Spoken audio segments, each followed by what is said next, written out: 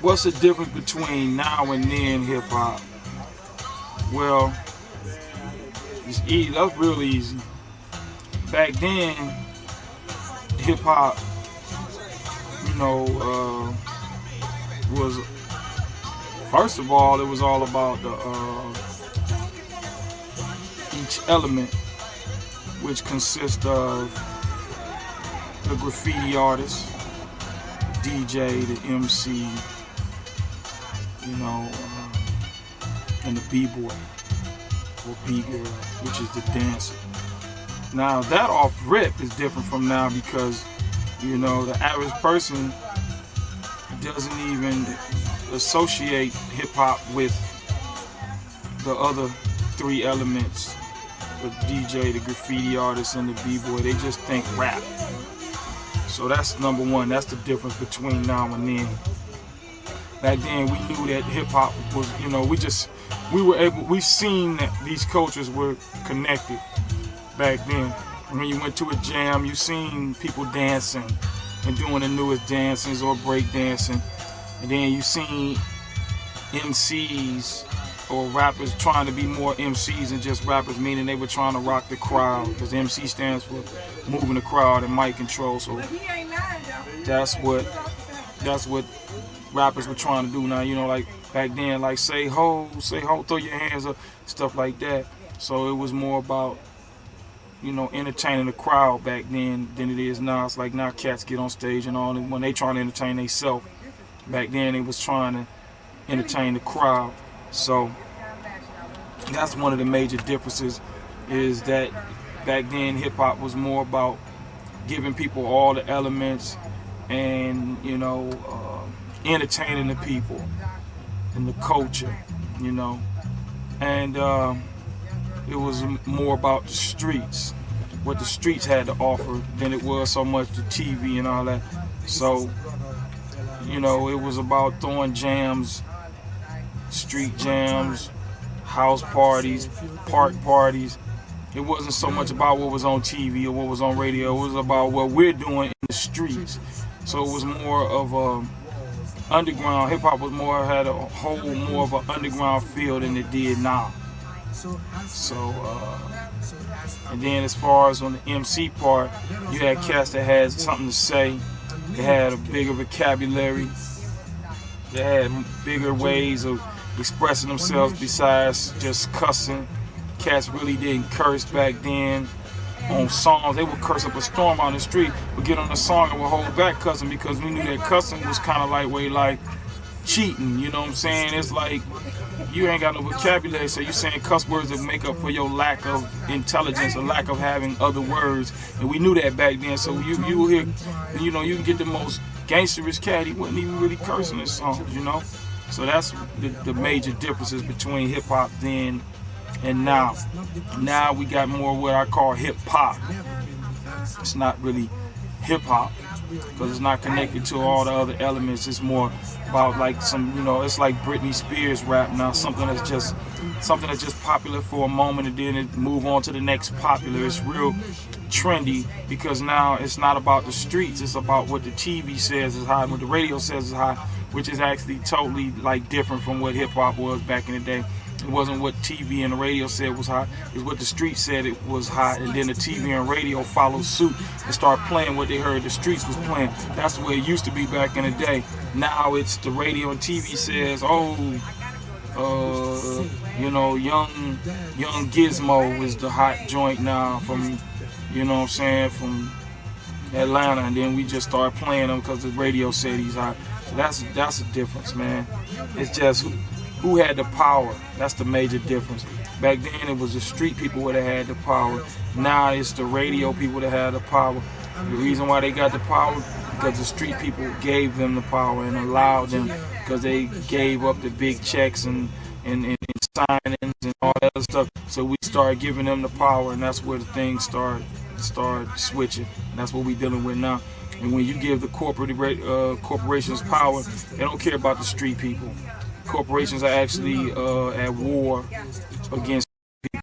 So they're going to basically to control out those smart cats, those cats that really, they type of rapper who anybody can take their place. That's why you get all the young Dro, young Jeezy, young Jock. Everything is like the same rapper, just changing names because it's not really creativity in it anymore. Like in the day when people used to want to have different names and be different and say different stuff. Now it's, hey, I can be just like you with a little twist, you know, and that's all because of the corporations.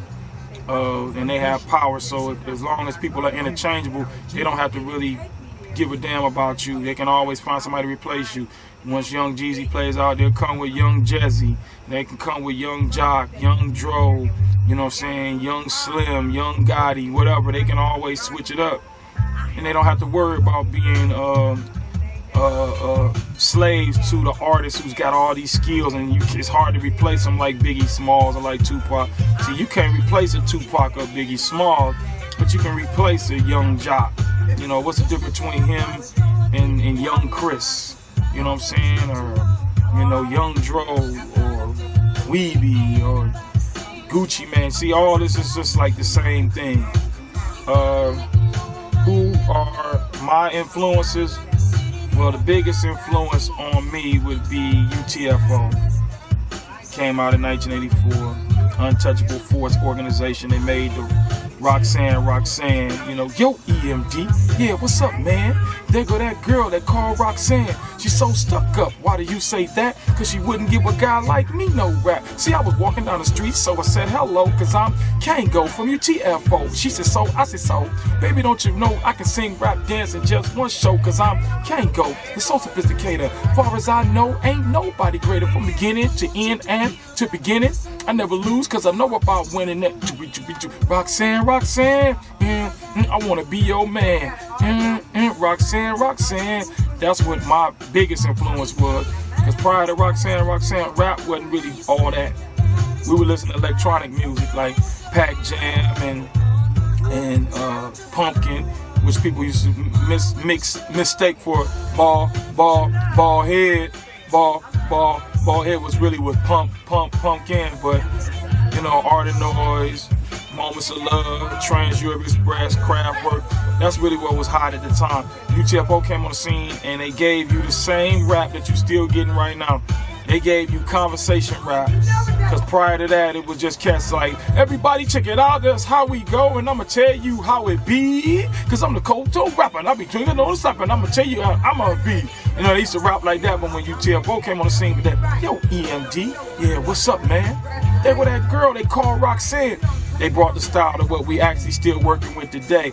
And they also were the first rappers who were singing and making rap songs. So we still got that going on now. So really UTFO, most of the rappers out here don't even know it, but they owe a lot of what they doing to UTFO. The Untouchable Force organization, Kango, educated rapper, and Dr. Ice, and the DJ Mixmaster Ice, who now stays in Columbus. Super shout out to my man Mixmaster Ice. All these cats was out of New York, I think namely Brooklyn, and they changed the game. They came out with songs like Master Baby and You Wanna Ride. And they made this I'll Be Your Fairy Tale Lover. So these cats had R&B hits. They used to roll with the Full Force, who were singers that rolled with Lisa Cold Jam. UTFO used to be dancers before they were rappers, so they paid their dues before they even got on in the rap game. And that's my biggest influence would be UTFO. Then after that, LL Cool J. And then after that, I took little bits and pieces of everybody and I just ran with it, and that would be it. And then most of my influence would come from stuff that ain't even rap, like Duran Duran and Daryl Hall and John Oates. So it was a lot of rock influence, a lot of real pop and alternative rock and alternative music influences on me more than the rap. Because I think that once you get up into the alternative music, when you spit a rhyme, your rhyme come from somewhere else. It's not like anybody else's style. Because if you listen to Pac all day and then you rap, then a lot of times we can tell who you've been listening to all day. You start rapping like, cause everywhere we go, we're gonna make it for these killers. Everybody dealers, and we're seizing all these dealers. And I can tell, okay, you've been listening to Pac all day. We know where your style came from. But a cat like me listen to some Duran Duran, Reflex, or the Hungry Like the Wolf. Then when I spit a rhyme, you don't know where it's coming from. That's why there's like you used to say, "Oh, dirty bastard, no father to his style." That's me. There's no father to my style. What have I contributed to hip hop?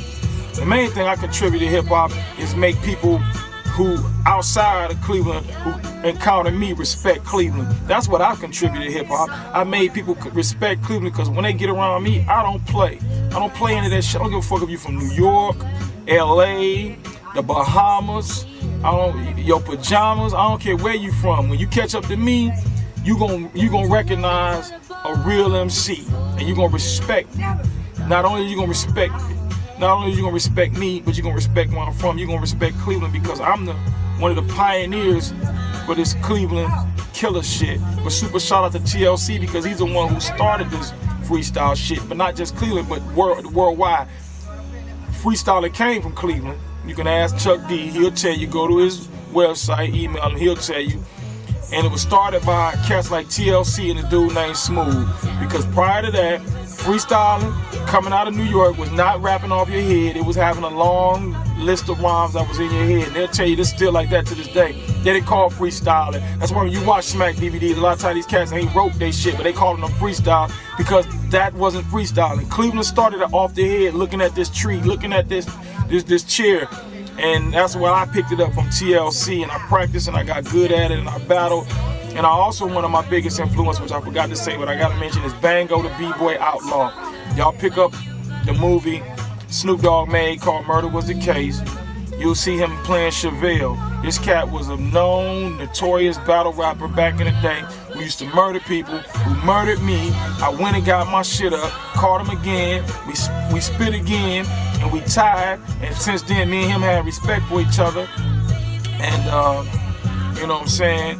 And then he went to New York for a minute just to get in a battle, the new music seminar. He was killing everybody in New York. The cats got jealous. He went up against Grandmaster Caz, one of their legendary cats. He smashed him, but they didn't want to give it to him. Ice-T recognized it was bullshit, signed Bango, came out with the Syndicate album, had Bango on there, and Mixmaster Quick from Cleveland who made the beat with the Bango theory. And then him and Ice-T fell out. Bango went his way, was rolling with Death Row. That's how he wound up getting down with Snoop Dogg, and the Murder Was the Case. But that brother right there is another one of my major influences. Bango the B-Boy Outlaw. I would say UTFO, LL Cool J, and Bango the B-Boy Outlaw out of Cleveland is the biggest influences, of rap-wise. And then the others would be Duran Duran, Hall & Oates, Tears for Fears, Phil Collins, Van Halen, Def Leppard. These would be the other influences which influenced me rap-wise. And that's pretty much on that. And what can I tell anybody to help them? Independence. You need to learn to be independent. Quit sucking the record label's dicks. You seem like you're gay with that shit. That's the problem with my people in Cleveland. But, you know what I'm saying? I know that's pretty much probably a problem all around the world, but I'm talking to my people here. Quit, we watching so much fucking TV, fantasizing about being like one of them motherfuckers. Fuck that shit. Get your nuts up, get your weight up, get in them books, learn this shit. Get some independence about yourself, and you can put your own music out and sell it to the state.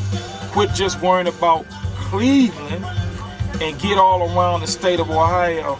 The main difference between New York and Cleveland is in New York, it's always a million people around. Hold on one second. This shit jumping.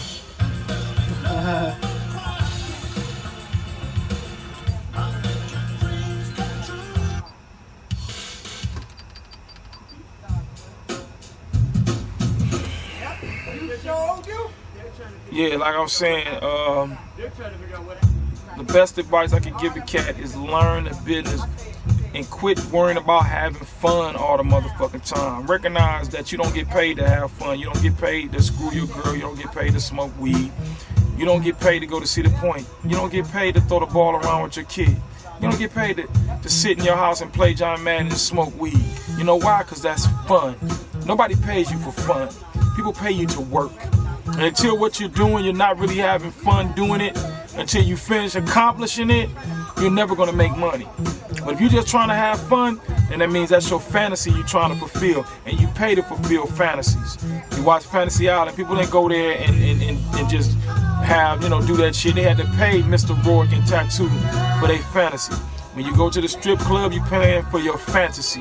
When you go to Cedar Point, whatever, you're paying to have fun. You don't pay to have fun. I mean, you don't get paid to have fun. You pay to have fun. So if you're just in this game because you just want to have fun, you just want to be seen, you want to pay $400 to open up for Young Jeezy, you're not really in this game trying to make a job out of it. Because if you really make a job out of it and you're really good at it, somebody will want to pay you. If nobody ever wants to pay you, that's because you're a piece of shit and you've never got good enough for somebody to want to pay you. If you've never had somebody outside of your relative or friend that wants to pay you for your shit, you probably should get the fuck out of this game. And that's just pretty much the best advice I can give you. There's too many fucking rappers, not enough fans, because all the fans want to have fun by acting like a rapper and not really trying to make this shit into a job. You want to make it into a job, you're not trying to have fun with the journey. You're trying to have fun when you get to the destination. But that's the problem with a lot of motherfuckers. Y'all trying to have fun with the journey. Fuck the journey. Have fun when you reach the destination. That's put your work in, pay your dues. Lazy motherfuckers don't get shit out of this world. And that's what I see. I see a lot of lazy motherfuckers. And lazy and dumb are like cousins. They like the same thing. So if you lazy, you're not putting no work in, your rap style gonna be shitty. You lazy, you're not putting no work in, you're not gonna know the music business. You lazy, you're not gonna put no work in, you ain't gonna have a cover for your CD. You're not gonna have a bio. And that's what we got. We got too many lazy motherfuckers that say they wanna be in this rap game. But when you lazy, you can't work a job. If you lazy at a job, they fire you. So if you lazy in the rap game, you'll never make no money. So my best advice is either you gonna work hard or get the fuck out the game, or just keep paying this shit to have fun. But once you stop paying to have fun and put your work in, that shit ain't gonna be fun, but you will make money. So you need to make a choice. What is it? You trying to just have fun, which is a hobby, which is just like going to Cedar Point, or you trying to make money, which is a job, some shit that you really don't feel like doing, but it need to be done. So in parting, the last thing I'm gonna say to you, a man told me, you got two things when it comes to what you're trying to do in life. You either interested in it or you committed to it. If you're interested in it, you do it in your free time. When you ain't got nothing else to do in your leisure. If you committed to it, which is leisure, which is interested or committed.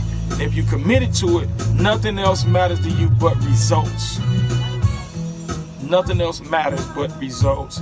And until you learn to do when you don't feel like doing it, you'll never be successful. And that's the key to all of this shit. And until you learn to do when you don't feel like doing it, you will never in your fucking life ever be successful at what it is you really want to do. Because you're only trying to do it like a hobby when you feel like doing it. And a job don't work like that. If you only go to a job when you feel like doing it, they are going to fire your ass. Peace. Yeah, you gotta say who you are. You ain't never say who you are. Oh yeah, this Suave Goddi. Suave Goddi. Gangster. Cleveland. Spitboxer aficionado. Cleveland 216 for life. To the death. Namely your death first. Then mine, but yours first. That's who I be.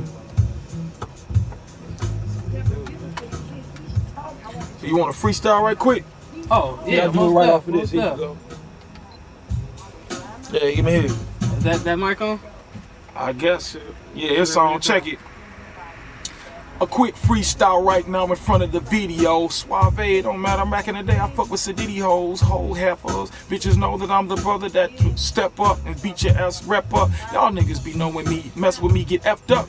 just like a cook. Yeah, I'm about to call the chef up. Like, check it. Yo, man, I see you got vegetables and you about to cook it up for this lyrically intellectual flow, so flexible. Let's keep it technical for a second. Suave rapping up on the record. Y'all motherfuckers out there may not know me, but I'm about to tell y'all that I'm the OG. I represent the realness. Do you feel this? Fucking with me, boy, you will catch an illness like HIV connected to an IV. I got more juice than Tri-C, cause I be lyrically, spiritually, metaphysically, biblically. Here we go again, Suave Goddi. That's my name. I roll the streets like a hard body. Lamborghini, or better yet, a fine bitch in a bikini that's wondering if I got a teeny weeny. But when she see me pull out this teeny weeny, it get bigger. She find out that bigger is a bigger nigga. Switch my flow style up to paint a perfect picture while I'm smacking the back of your fucking sister. Now, Mr. I paint the perfect picture like a portrait. If your brain is weak, then let a real nigga reinforce it. Of course, it has to be the master, the preacher, and the pastor. You know I'm dope. I ain't bullshitting. Your mama just go ask her. Call her on the cellular, rap regular, etc., etc. It ain't Ice Cube, but I'm the predator. Still ahead of y'all. Y'all niggas, y'all know this me. You can't flow with me. I don't give a fuck who you wanna go and see. Swabster, I'm old school like Joe to see. But I'ma tell y'all how I spit it. I'm committed. Y'all just interested. Y'all flows ain't been invested. I'm just a brother that put it together whenever. My flows are too clever. People for any endeavor. Fuck around with me, you get your neck severed. I'm telling y'all, for real, I'm a killer gorilla, rap gorilla, stacking thriller, just like the neighborhood crack dealer. I ain't a crack dealer, I'm more like a cat pillar, cause I'll peel your cat back like I'm grabbing your hat. Subtract, attack when I smack. You motherfuckers know how I do it, how I pursue it. When I rap to the music, I treat it like a condom, you can't reuse it. But when I'm done with this mic, you won't refuse it. Peep it, you know I'm amusingly putting it together. My brother, he got the camera, but Suave is not an amateur. I damage you in front of your mama, your manager. I don't give a fuck, is that the only challenger for y'all to mess with, evolve, to test with? Put him in front of the calendar, I'll grab the Excalibur, stick it up his anus. I'll leave this motherfucker famous for getting his fucking sword, cutting his vocal cords, this lyrical lord. I put the cut past his pancreas. Now y'all wondering, this brother that can't flow when I'm standing this. I'm telling y'all, the type of rapper that be painting it, the portrait, the lyrically inclined, as of course it has to be the brother that puts it together, that spitting that flow style, that smother rap, the type of rap that cover your nose and throat, your esophagus. Ain't no stopping it when I'm dropping this. Y'all know my flow is preposterous. Shit, I know that I'm good, and you simply the opposite. Blacker than chocolate, mocker when I'm jocking it, dropping it, hip hopping it, ain't no stopping it. Spit boxer, spit proper, fucking with the swabs, don't give a fuck if you from New York. Now that's improper. You better call your papa, cause I will chop your ass up like Jeffrey Dahmer. Go tell your mama about the Buddha bless, the brother that bring trauma, cause I'm a rapper dapper to slap you just like I was a piranha. You jump in the water, I swear to God you get slaughtered in front of your son and your ugly baby daughter. Nigga, you know it's me, the swabster. That's the man with the plan and the upper hand. I represent Cleveland. Half you bitches can't freestyle in the meanwhile.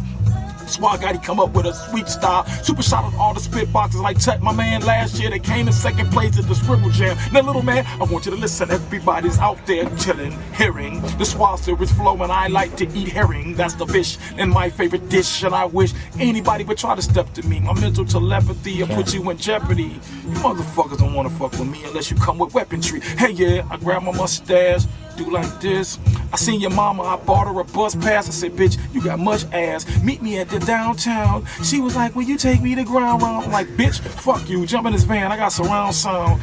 And when I'm done, I'm hitting you with the pound pound. Big on bing bing, flow, fling, sling. When you come, bitch, I'm taking you to Kenny King. I'm buying you some chicken wings. She like, I don't like chicken. Well, fuck it, bitch. I'll take you to Burger King and get you some onion ring. It's the last brother. You see my finger. The Swaz is not a singer, but I will bring the line, lyrical flow. I'm dope as hell. I'm the dead ringer, the brother that will sting you like a bee. You wanna see? I ain't the Wu-Tang, but I'm that nigga that fuck you like Poo-Tang. Swabster, I do things, I pursue things. I had your mama jumping out of her blue jeans. You're like, you know what you mean? Woe is me. You don't wanna flow with me. Yeah, it's the motherfucker you gonna Suave see Goddi, in your fucking dream tonight. It's a nightmare that might scare you out of your fucking pajamas. And I told y'all motherfuckers how I get down to Suave Goddi. I spit rounds, and if you ain't from this motherfucker, you either sit down or skip town. Freestyle capital. Freestyle capital, baby. Cleveland. Tell your mama about me. You don't like it. It don't matter. Your daddy didn't like it at first, but he cool with it now. Fuck. You can't do nothing but respecting. Thank you, sir. Man.